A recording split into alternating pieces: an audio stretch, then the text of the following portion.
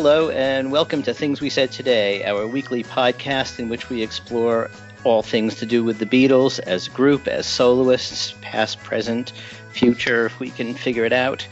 I'm Alan Kozin, and I'm joined by my regular co-hosts, Ken Michaels, who you may know also as the host of the syndicated Beatles radio show, Every Little Thing.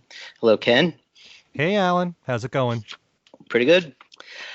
Steve Marinucci, who for many, many years covered the Beatles for the Examiner.com website and now is a frequent contributor about the Beatles and other things to Billboard and Access.com. That's Access as in AXS.com. Hello, Steve. Hello, Alan. Hello, everyone. And Al Sussman, the executive editor of Beatle Fan and one of the forces that keep things running smoothly and interestingly at the Fest for Beatle Fans, which is coming up. Hello, Al. Hi, Alan. Hello there, everybody. And this week we basically are going to cover one big subject, but before we get to that, there's a couple tiny news things, maybe not so tiny. Ken saw Paul McCartney again last night. How many times on this tour, Ken? Is that only the second? My second, and that will be it. Oh, okay. Although I must say, my wife has been pressuring me to see him in D.C., and the reason why is because she saw the Beatles on August 15th at D.C. Stadium. So that's right around the time 50 years ago. Well, you know, so you never know. I might be making another trip.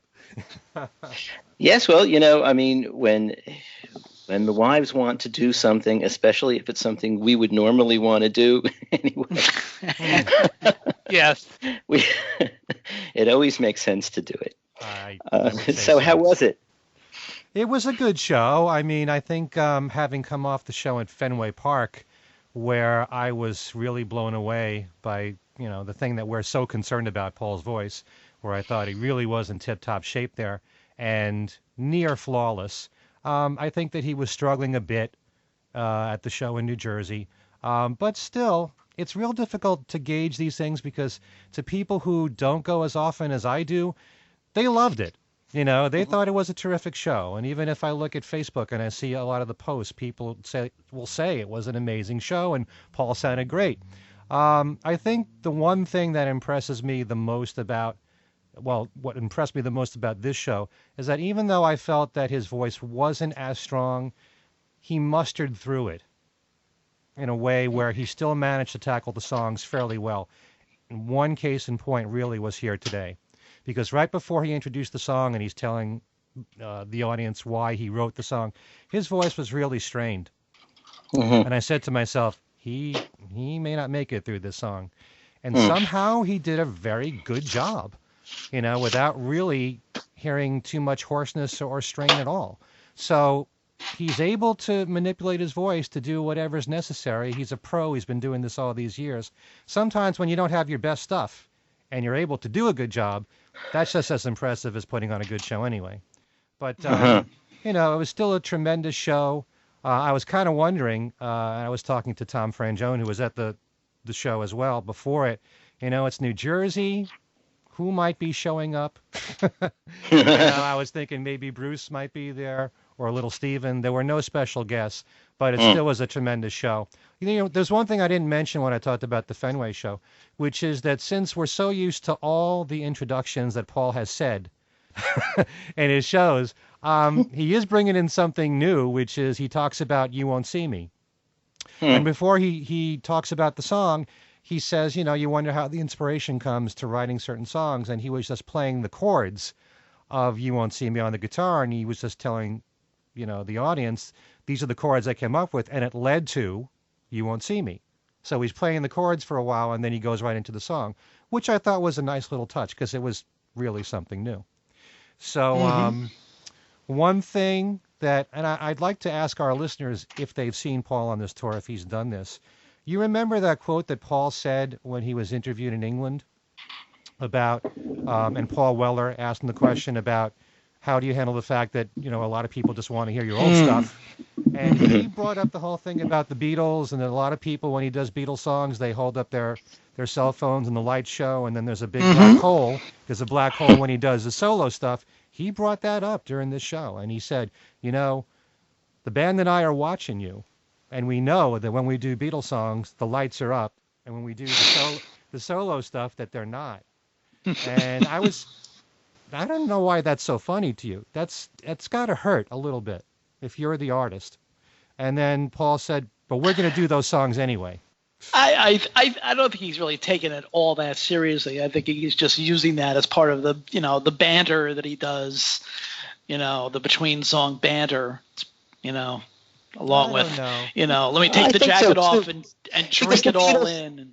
The Beatles songs are his songs too, so it's not like yeah. He's saying, okay, you like some of my songs more than you like some of my other songs. Okay, fine. You've known them longer. Okay. Mm-hmm. I don't think he's. I don't know. I mean, I don't know if it's something that hurts him or not. I mean, it's all. I think that, unless I'm misremembering this, I think one of the points he was making when Paul Weller asked in a way is that it's all his stuff. So right. Yep. That's the way I see it. Yeah. But anything change in the set, Ken? Not at all. Mm-hmm. In fact, my wife was saying to me it's a shorter show, and in fact it was 2.5 hours, whereas it's usually close to 3. But having come off seeing the show in Fenway, he did Helter Skelter at Fenway, which apparently, he hasn't done in the other shows. You'd have to check all the different shows, the set list, but he didn't do it at this show. So I think that he just did a typical set list, and at Fenway Park he just did one extra song. So he hasn't been changing his set list lately at all. Yeah. He wiped out the second encore. There is no second encore anymore. Right. Yeah, that's actually from last year, where he, I guess, decided to just do just one kind of elongated encore rather than come back and do a second encore. Right. Mm-hmm. Yeah, he comes back with the American flag and but it was a great show. The crowd loved it.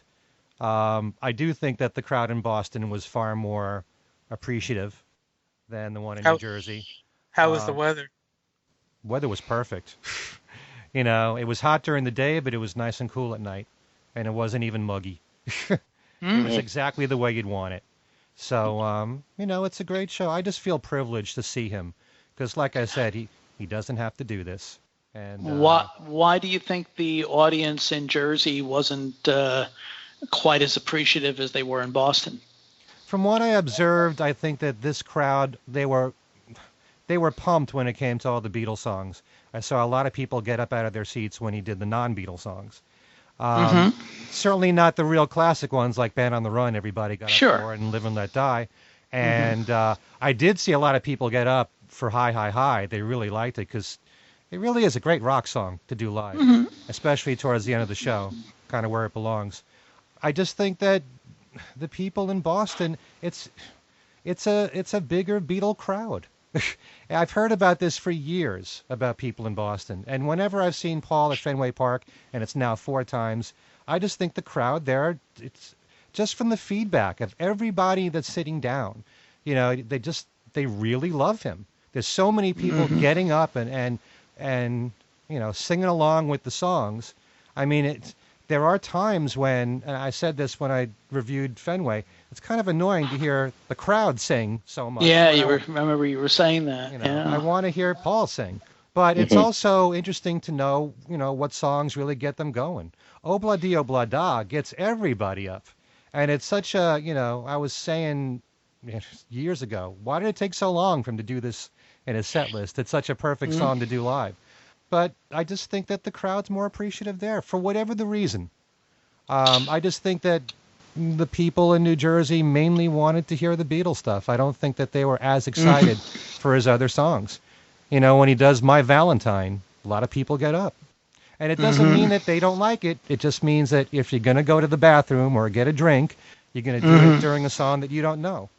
So just picture yourself in Paul's shoes and you see that. It's got to get you a little bit. Sure. Yeah. Okay, so Ken, you also had an item about a Billboard list that you wanted to discuss. Yeah, it's just something that I saw online a couple of weeks ago, and I posted on my Facebook page. It was just an interesting list from Billboard magazine, and I'm really a big chart buff through the years. I know, where all the Beatles singles and solo Beatles singles peak, and I've studied that for God knows how long, since the 70s. Mm-hmm. But this particular list was really different because what it did was it combined the singles and albums charts from 1958 on, and it told you who the top 100 artists are from, the beginning of the rock era, although it's debatable when the rock era started, but since 1958 on. And it was just a very interesting list because anyone who would look at this would probably be shocked based on whatever their musical tastes are and how they were brought up in radio. Because you take an artist who was primarily an album artist, like Led Zeppelin, for example, who, although they had a few hit singles, like Whole Lotta Love, all their albums did really well. Same thing with Pink Floyd, who had a few hits. Those two artists are nowhere in the top 100. And yeah, it's shocking. And yet the Beatles, I'm sure everyone's waiting to hear, the Beatles were number one. And Paul McCartney, as a solo artist, is number 11, which I think is really impressive. But the reason why I wanted to bring that up is because there was a show that we did, it's probably at least a year ago, when we were talking about the biggest artists of the 70s. And for some reason, Al, you were mentioning that in your mind, the Eagles and Led Zeppelin were the biggest acts of the 70s. And sometimes people don't think in terms of singles and albums combined. Yeah. Well, I'll give you a perfect example of that. The number 20 artist on this list is Olivia Newton-John. That, and she had a lot of hit records in the 70s and early 80s, but that's pretty impressive that she would be the, in terms of chart performance, the number 20 artist on this list. But it also tells you that she did well with her albums too, because she wouldn't have ranked that high if she wasn't number 20. Yeah. So some people take lists and they may not take it so seriously. If you're a chart buff, this might be a more realistic look at who the biggest artists were. I don't know how much hits mean to you or albums mean to you, which is more important. But when you combine the two, I think it's a more realistic look. And the fact that Paul made it to number 11 is pretty darn impressive. So, what about the other three solo Beatles? Where did they appear? Nowhere. Nope. Really? Which is a shame. So yeah, they did very well with their albums, and they all had a sizable amount of hits, but not a long string of hits the way Paul did. So there's some alternate universe with John Lennon, Pink Floyd, and Led Zeppelin, where they reign the chart. Well, until Billboard comes out with that. Yeah. Interesting, though. Were the Eagles on it? The Eagles are at number 62. 62, okay. And the ironic thing is that in terms of of chart performance, we're not not sales because they're always too vague, but in terms of chart performance, the most successful artist of this decade, this second decade of this century, is also not on this list, and that's Adele. She's released 3 albums. The first album did okay. 19 did okay. The second and third, 20, 21, and 25, have been phenomenons. But, because of the brevity of her, at least of her catalog and her chart runs, she's not on this list either. So it's really interesting. Interesting. How about Taylor Swift? Oh, she's way up there. I think it's at 34, I think. Madonna is number 2. Hey, this is a sore subject with you, Al. Oh, yes. Yeah, I have to, grudgingly say that, give the give the devil her due. She certainly has had a long career and has reinvented herself in who knows how many ways, but she's just not to my taste. Yeah. Taylor Well, Taylor Swift Okay. Taylor Swift is 87. She is at 87? 34. 34. Are we looking at at a different list? No, I'm looking at the list that Ken sent. yeah, Al's right. Yeah. But I brought up Madonna because many years ago on my show on WDHA when Al was a guest, we were talking about Madonna. This seems to be one of the few things that sticks out in my memory from all those years of the things that you said. And you said to me, she's a flash in the pan. Yeah. And I was absolutely wrong. As I said, she's been able to, reinvent herself in any number of ways, and has had she's, let's face it, it's over 30 years, and I mean she doesn't really have hit records anymore, but she's still a big concert draw. So, it's not to my taste, but give her her due. Well, can I just read the top 10 for anyone? Yeah, that's sure, curious? sure. Okay, number 10 is the Rolling Stones. Number 9 is Whitney Houston. Number 8 is Michael Jackson. Number 7, which is a huge shock to me, Yeah, Janet Jackson, yeah, ahead of Michael Jackson. right. Okay. That's very surprising. Stevie Wonder is number 6. You kind of expected that. Number 5 is Mariah Carey. Number 4 is Elvis Presley. Number 3 is Elton John. Yeah. Number 2, Madonna, and number 1, the Beatles. But the fact Okay. that Paul's number 11, it just tells you the consistency of the success of his albums. Because even though his singles haven't done well for a long time, he still makes the top 10 every few years with every new album. So that really adds to it. All the longevity and the success on both singles and albums. Okay, well, so fascinating as that is, and I'm suspecting that all four of us... Fascinating to at least two of us. Right. At least two of you. Right.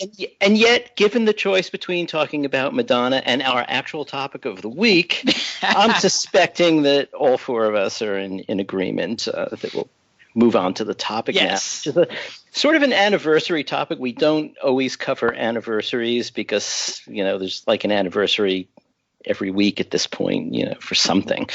But it is the 50th anniversary this week of the release of Revolver, and that's big because Revolver is a hugely significant album in the Beatles catalog, and yet it's only been in, I think, relatively recent times that everybody has almost unanimously realized how huge it is. And in fact, actually, I've been reading this week a lot of the, there've been encomiums to Revolver all over the place.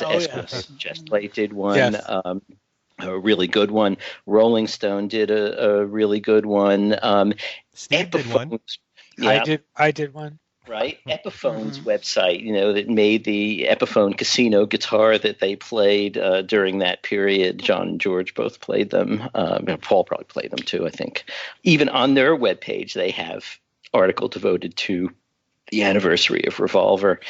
And, and I think Jeff Slate, for one, makes the point that it really wasn't until relatively recently that we began thinking of it as something special.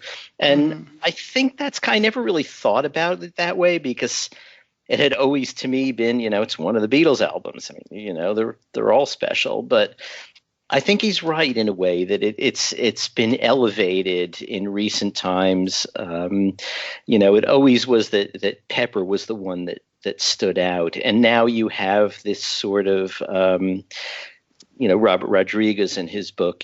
Basically the first thing he says is everyone sort of looks at Pepper, but Revolver is the greater album. Matter of fact, I think it was about 20 years ago that Bill King did a cover piece in Beatle Fan in which he talked about Revolver being the best of all Beatles albums, and at that time that was that was a debatable topic. Yeah, and but I've listened to it, I think 3 or 4 times in this past week, getting ready for the show in mono and stereo and whatever, and it really is a great album. I've got to say, never really focused on it in quite the same way before in terms of, is this the greatest Beatles album? And I'm still not sure. I have a hard time picking a greatest Beatles album, but it sure has a lot of good stuff on it. I mean, track by track, it's just incredible. So why don't we start with Steve? And okay, I don't fall into it's the greatest Beatles album group. I mean, I've always gone along with those who say Pepper is the greatest because it was such a big advance. I'm not going to. I would definitely say though that the gulf between Rubber Soul and Revolver and Pepper was pretty immense. I mean, they both were big advances, and you couldn't have done Revolver without doing doing Pepper without doing Revolver. There's no question.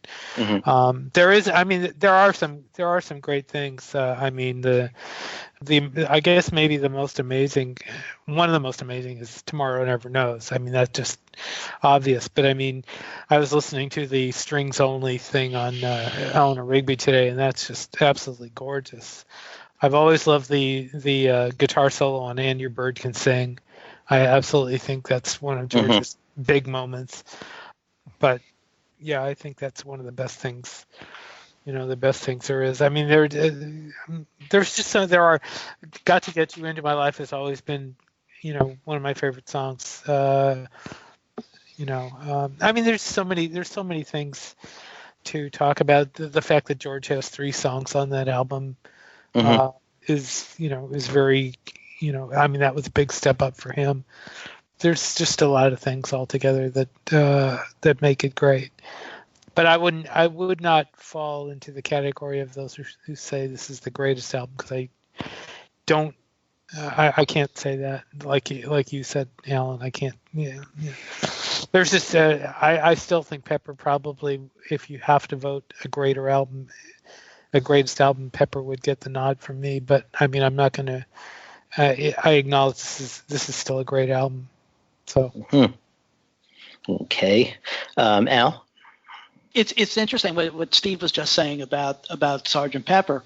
In fact, I think Robert Rodriguez makes the point in Jeff Slate's article about the fact that when Revolver was released, there basically wasn't any rock press as of yet. In fact, I'll give you a perfect example.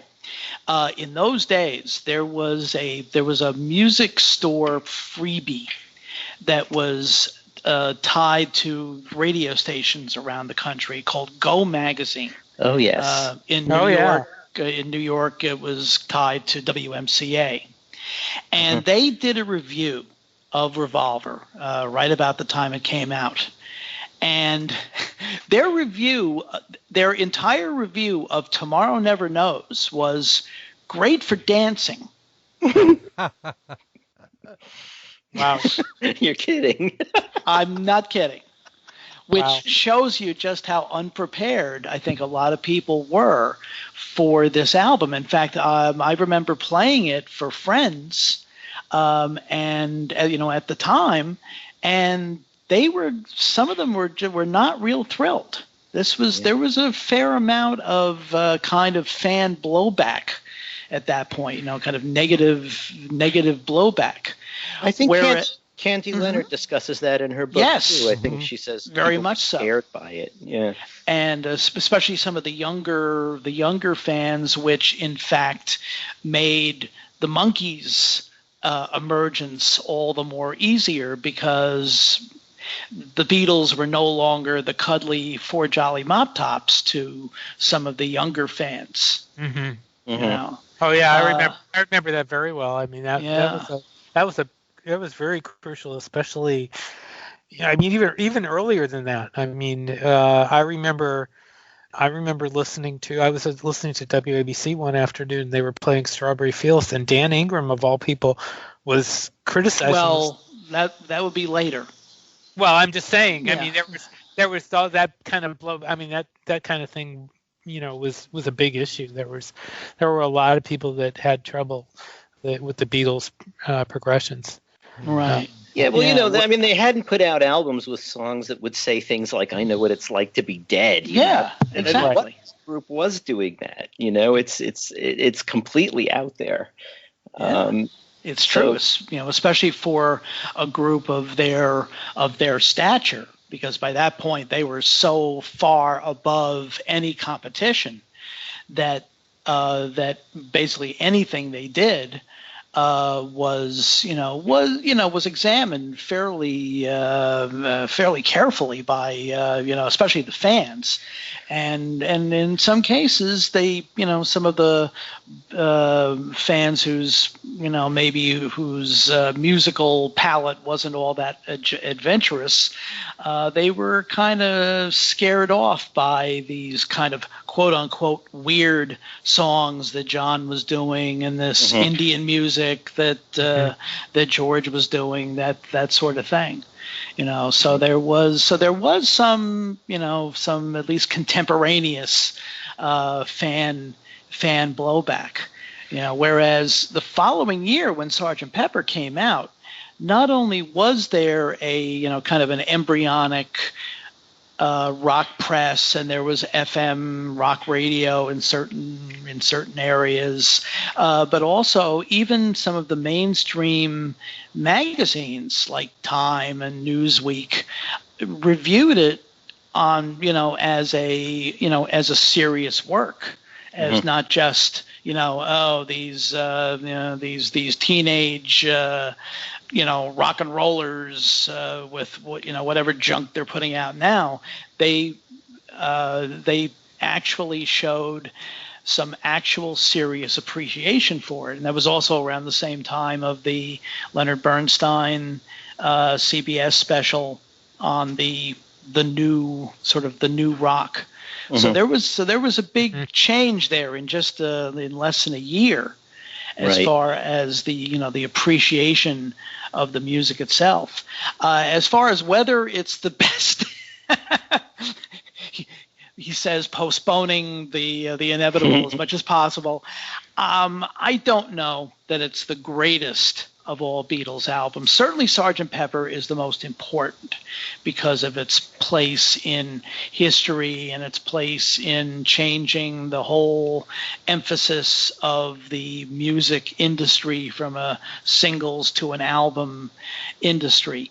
But there's an awful lot of, and some people will tell you that the White Album is better. Some people will say that the Abbey Road is better. Some people, like me, enjoy Rubber Soul more. But there's an awful lot of great work on here.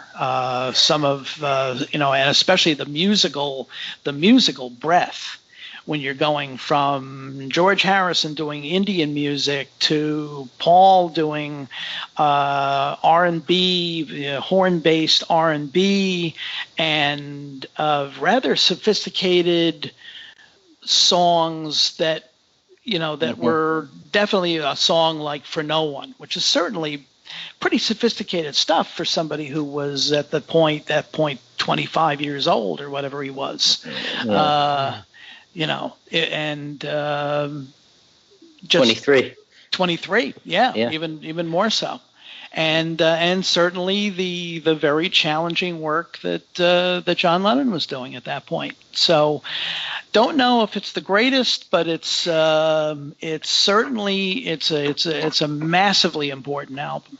In terms of the challenging work John Lennon was doing, I think it might be worth mentioning to the listeners, at least as a footnote, that Revolver, as we got to know it when it was new, didn't have I'm Only Sleeping and Your Bird Can Sing and Dr. Robert. Those had been taken off and put on Yesterday and Today. Right. So we already had the tracks, but we didn't have them in the context.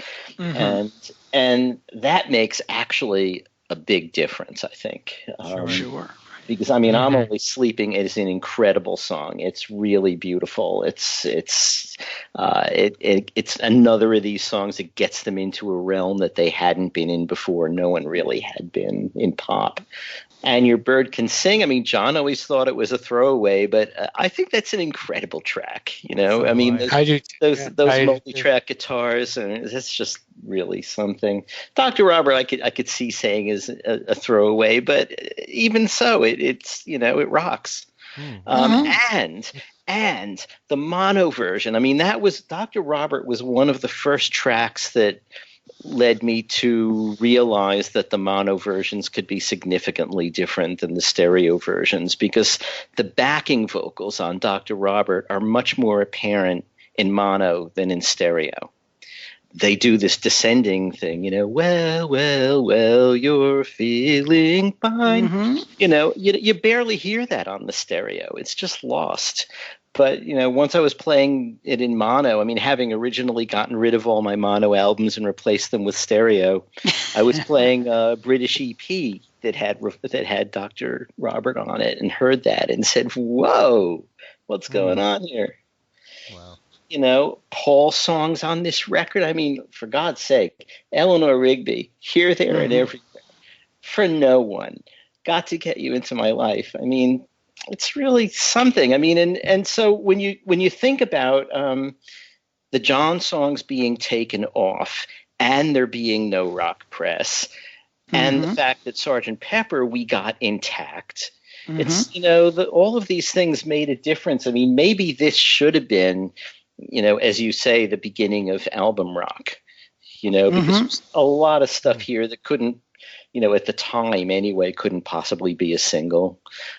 But, was clearly part of a big picture, and we only really got most, but still just part of the picture at the time, whereas with Pepper, we got it all. And not only that, but, the Beatles didn't perform any of this stuff during their 66 tour. Right. So that comes into play, and they also had to deal with the whole Beatles being bigger than Jesus controversy, and there wasn't that much talk about Revolver. Oh, there was virtually none. In fact, I heard just yesterday, Andre Gardner on his Sunday morning show play excerpts from an interview that with I think with a British reporter who was asking him about Revolver, and that's the first time I had ever heard anybody on that tour asking them about Revolver. Right. Because the whole tour was nothing but, well, you're going to apologize for this terrible statement and all this nonsense. Right. But I really think Revolver is an absolutely stunning album. From track 1 to track 14, every song to me is a winner, although I could say that, in my opinion, about every Beatles album. But what I love amongst the many things about the Beatles is how eclectic they became, and how acceptable it certainly was to me to embrace everything from Eleanor Rigby classical elements to Love You Too, of the first full-blown Indian song. And again, think about how old George Harrison was when he wrote Love You Too. What is it, 23 he was for Love You Too.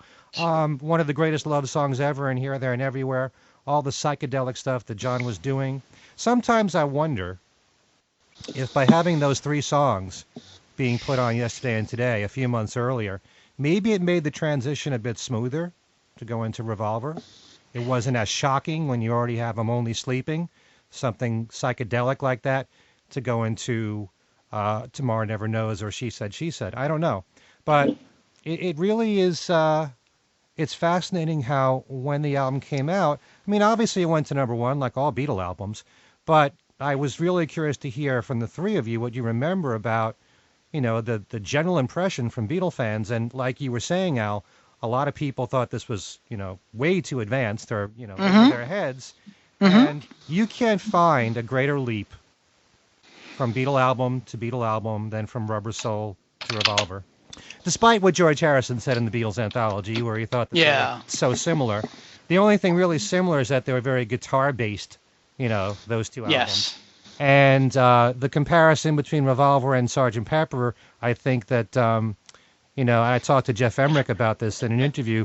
Sgt. Pepper's far more produced and more layered, whereas, if you prefer the more raw sound of the Beatles, Revolver's more for you. I think that, every single track, And Your Bird Can Sing has always been one of my favorite Beatles songs, maybe because I heard it so much in the Beatle cartoons. But the dual guitar parts there being played are just so wonderful. If you listen to that song without the vocals, you just hear the guitars, it's fantastic. Yellow Submarine is a great children's song. And like you said, 3 George Harrison songs to open with a George Harrison song. With Taxman, and what an amazing song that is. And lyrically, the songs were changing so much, and sonically, they were changing with so many different sounds, and Jeff Emmerich applying the close miking technique on so many of the instruments there on that album. But the thing is, I'm sure that when you were young and you had probably a very, small little record player, you couldn't hear all that stuff. Oh, of course not. It's only years later when you listen, and it's also when it's remastered too. It's like, my God, the sounds out of this thing.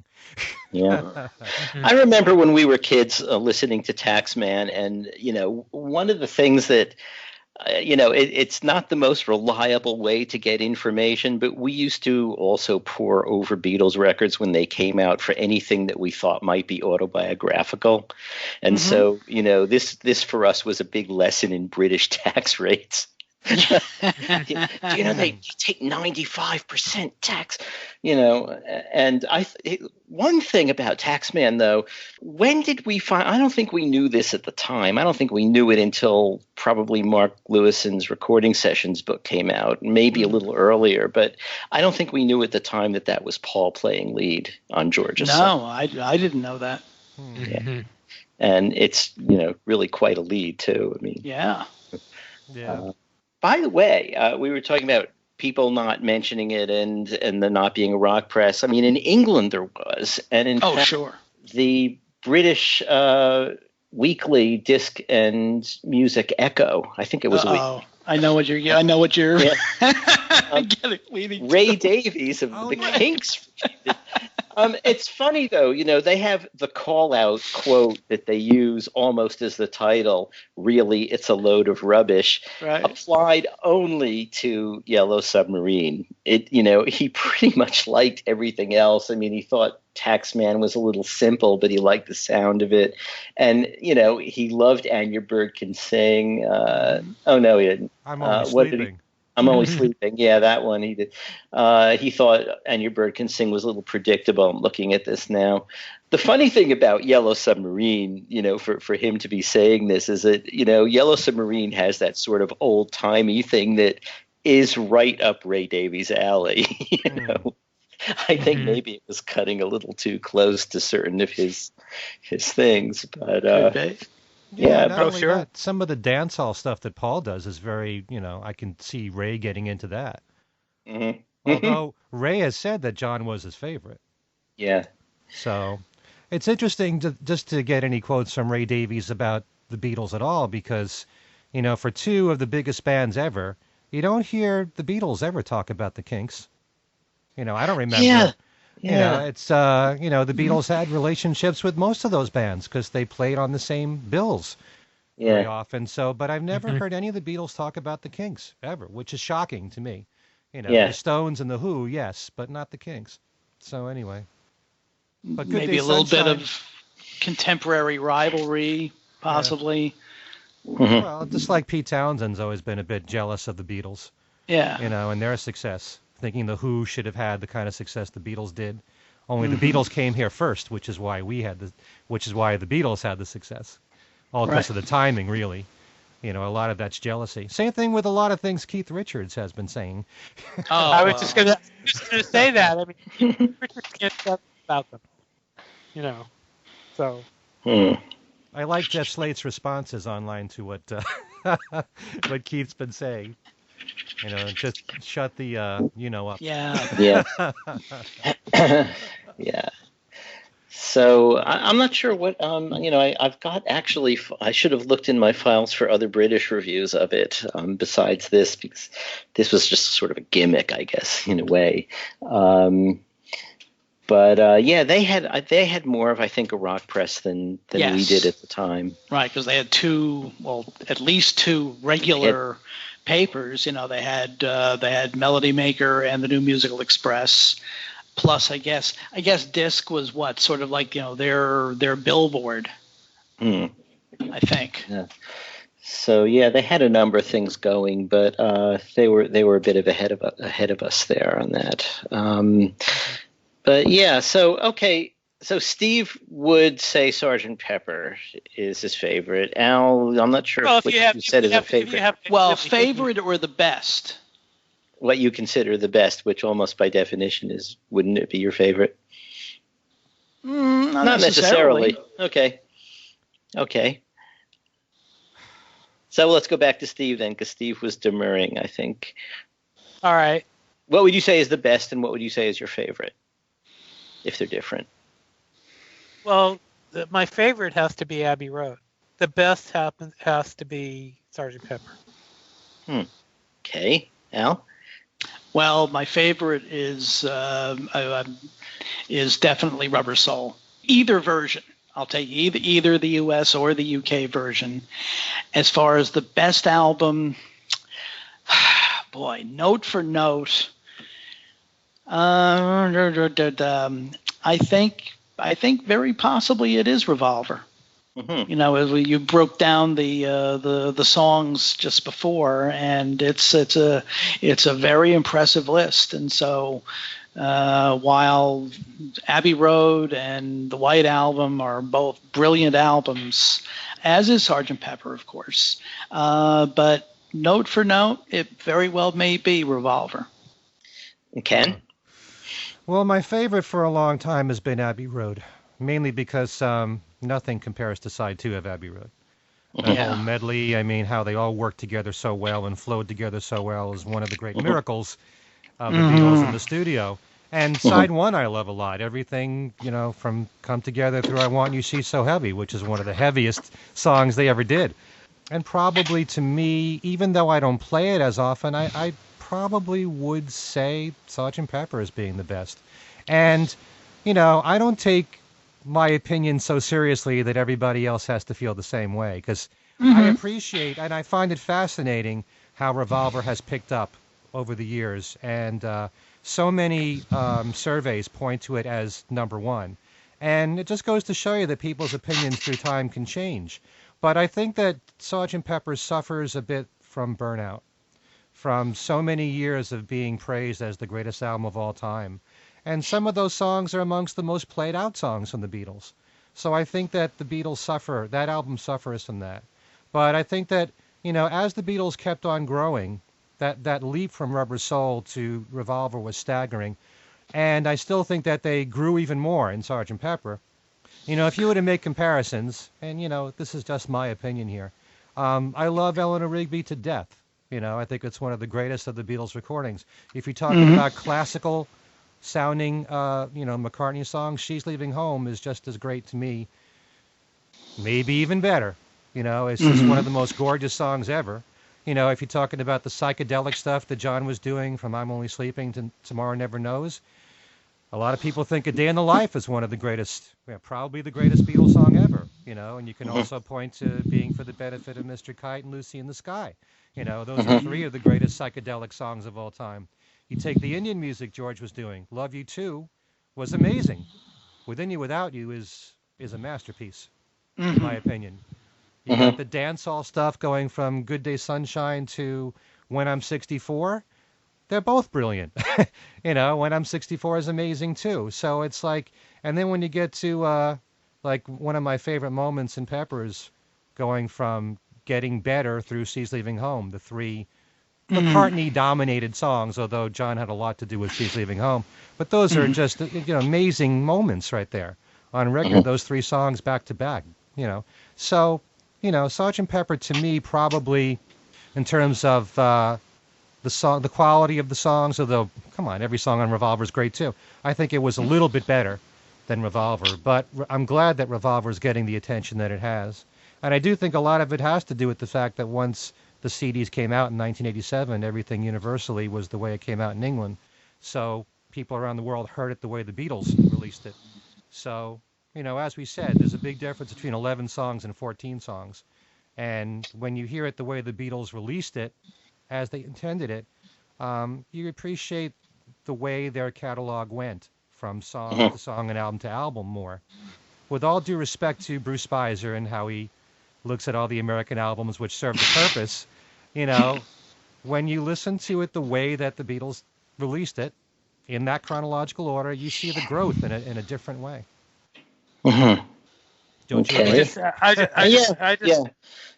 I just want to make a comment about Eleanor Rigby. I think that's one of the most incredible lyrical masterpieces that Lennon and McCartney ever did. I mean, that the when you read those lyrics and the pictures those lyrics put together, I mean that is just amazing, just absolutely amazing. Mm-hmm. When I was listening to Rigby today, I was thinking of how John used to say, well, after the Beatles, I just want to write about me and Yoko. I don't want to write about Ziggy Stardust. And Eleanor Rigby is kind of Ziggy Stardust. I mean, it's a story about someone who isn't John and Yoko, Right. or Paul and Linda, or at the time it would have been Jane. It's a story. It's just simply a creative, piece of fiction. And, as much as John's saying that when he said it had a certain appeal, this is me being real, this is me being me. There's Rigby, when I was listening to it today, I was thinking, there really is something to be said for sitting down and writing completely out of nowhere, a fantasy story about this woman's life, all the way through to death. And if you couple that with the instrumental track that Ken mentioned before, that's on the second anthology set, I mean that can stand on its own. Sure. As a great piece of modern, Alan, pardon me for saying this, of a piece of modern classical music. Yeah, it works. Yeah. Mm-hmm. You could say that about a lot of Beatles songs. Once you just you take the vocals out. How fascinating the backing tracks are for a lot of things. She's Leaving Home by itself without the vocals is beautiful. Right. Mm-hmm. So, and I don't want to single out one song. You can say that about a lot of songs. And Your Bird Can Sing. I do love hearing that without the vocals.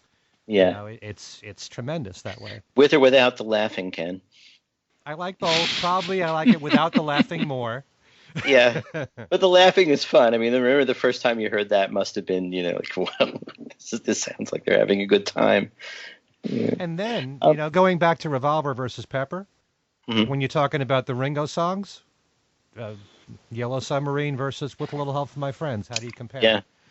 It's interesting because the big supposed pan of Sgt. Pepper that the New York Times published in 1967 basically You didn't write that, right? No, that was Richard Goldstein, right? Oh, yeah. They did exactly what Ken just did, except with the opposite results. I mean, he felt that so She's Leaving Home is basically just a rewrite of Eleanor Rigby, and that was his issue. He didn't feel that the Beatles were really growing. But I think that and I think he in later years came around to see this. I think he kind of didn't quite see the whole picture, because the comparison Ken did just now of Rigby to She's Leaving Home and the psychedelic things and George's Love You Too to Within You Without You. I mean, they may be similar in intent, but there is real absolute growth from song to song there. Absolutely. And I think that was a good thing to point out, I thought. So here's another question. We only have a few minutes left, but we know that Sgt. Pepper, they debate about whether it was a concept album or not, but at least we know it was a concept in the sense of Paul coming along and saying, listen, this is what we're going to do. We're going to be another band. We're going to, shed our personas and take on this other thing, which will liberate us. And that in that sense, Sgt. Pepper was kind of, created as a full piece of work. That, they may not have known at the very beginning the whole shape of it, but it came together. With Revolver, I wonder if, it's not a concept album in any way, and yet it's an album that hangs together as a unified piece of work in some ways too. I wonder if they just stumbled into that, or whether they had any thought of making a particular kind of album. Any opinions?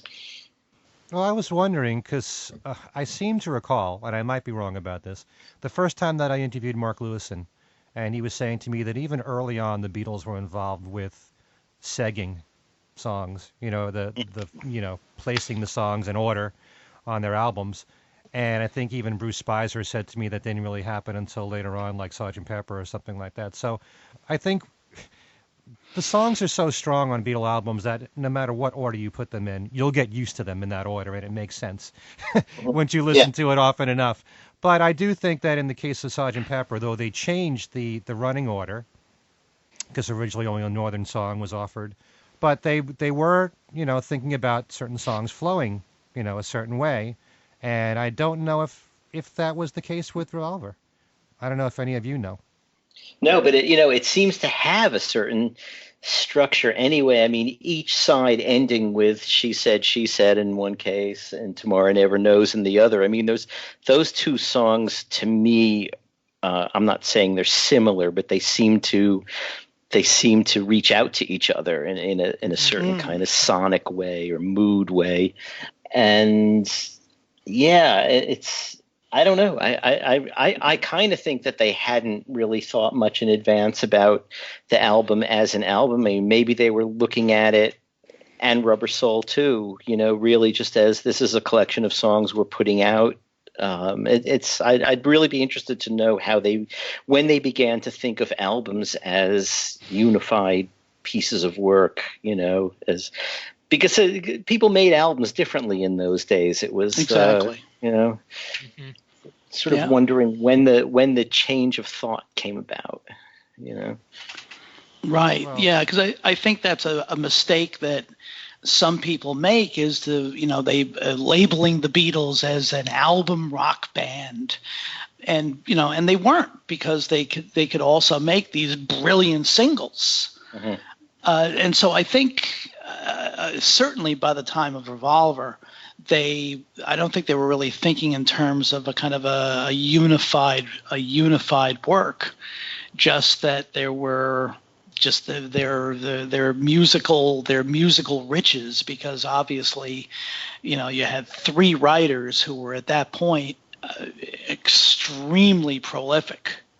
This would change in John's case.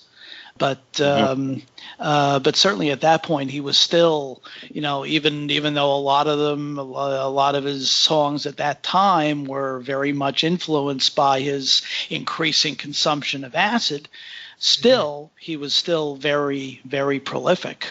Paul was extremely prolific, and the mere fact that George Harrison got 3 songs on this album shows just how much, and that they're also very diverse. Right. 3 very diverse songs, shows just how quickly he was growing as a songwriter.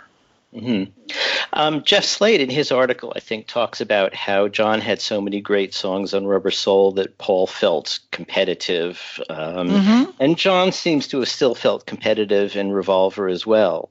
Maybe in a certain sense, because by the time of Pepper, even though John actually did some really great stuff there, by his own account, he was beginning to tune out.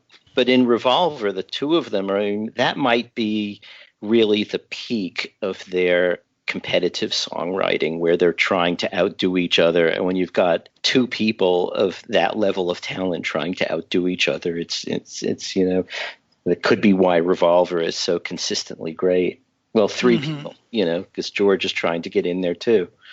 In fact, Robert Rodriguez makes the point that this is kind of like the last album of what, as Mick Jagger called them, the four-headed monster. Mm-hmm. When they were all pulling in the same direction for, one united musical cause. And that would change after the touring ended and various other things got in the way. I don't know if I buy that. I really don't. I mean, you can look at certain songs like Yesterday, which only had one Beatle on it, or For No One only had Paul and Ringo on it. It's not like every song on Revolver has all four Beatles on it. So, right. But they were still going in the same musical direction, and that would begin changing once the touring ended. And you don't think they were that way during Sgt. Pepper? To an extent, no, because George wasn't nearly as involved with Sgt. Pepper. That was very much a Lennon-McCartney album.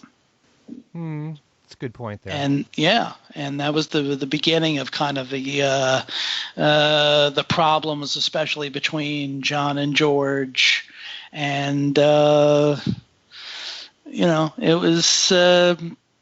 it wasn't quite the same. They weren't quite as much of a united front as they had been up to that point. Mm-hmm. And that certainly after Sgt. Pepper, that changed considerably over the next 2 years. Yeah. Could I read one thing before we Sure. Because this is something that I read on my live broadcast, and I want to know, because I think this is written so well, if you guys agree with this. This came from Ultimate Classic Rock, and it's written by Michael Gallucci. This is a summation of what he thinks about Revolver. He says, if Sgt. Pepper is the Beatles album that certified pop as art, and Rubber Soul is the one that turned the corner on the group's career and therefore the 60s in general, Revolver is the center on which both classic records and so many more spins. Even its celebrated cover art changed the way album sleeves were perceived. We didn't talk about that. All right. More so than any other album of their albums, Revolver is the one that sounds less like an artifact and more like a benchmark. Not just for the rest of the 60s, but moving forward, rock music in general. The 60s pretty much start here.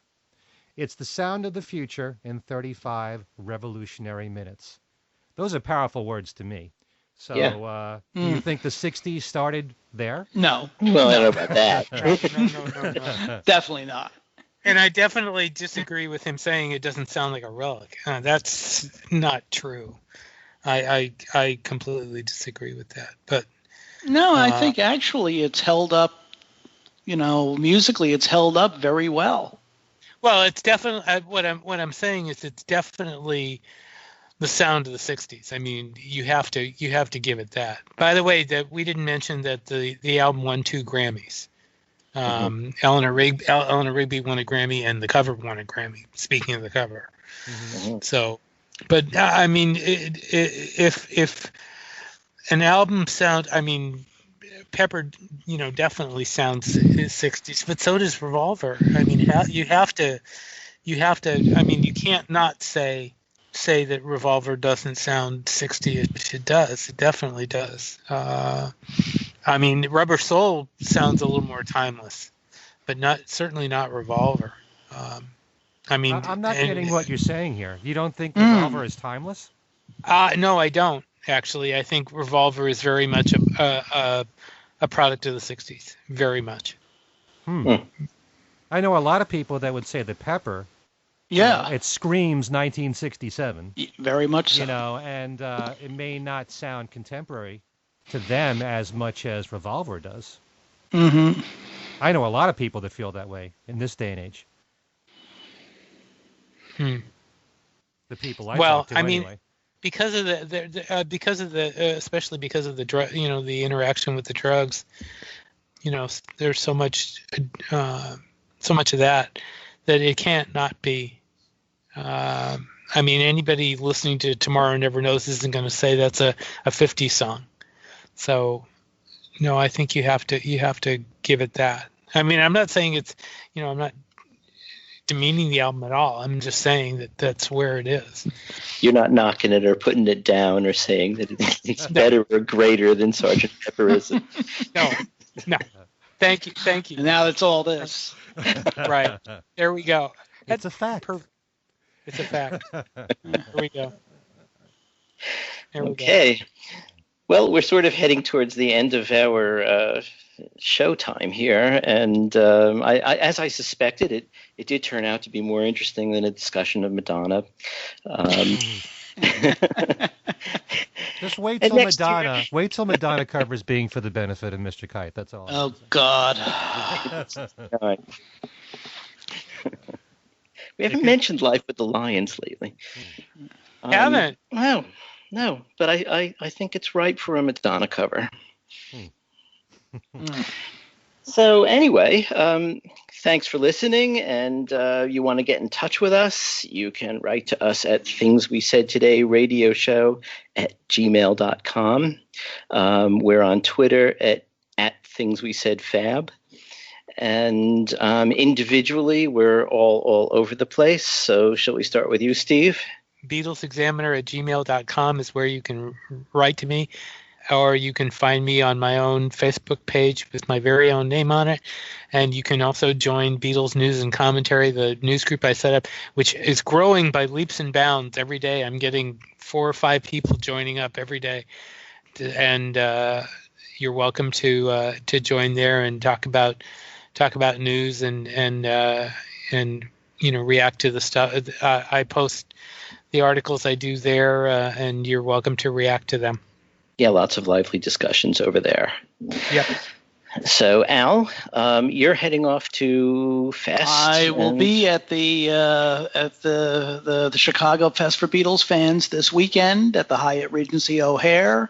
If you're hearing this before the weekend, please come on out. And if you're in the area, and if you are there, please come by and say hello. Knock me down in the hall, whatever you, just to get my attention, whatever.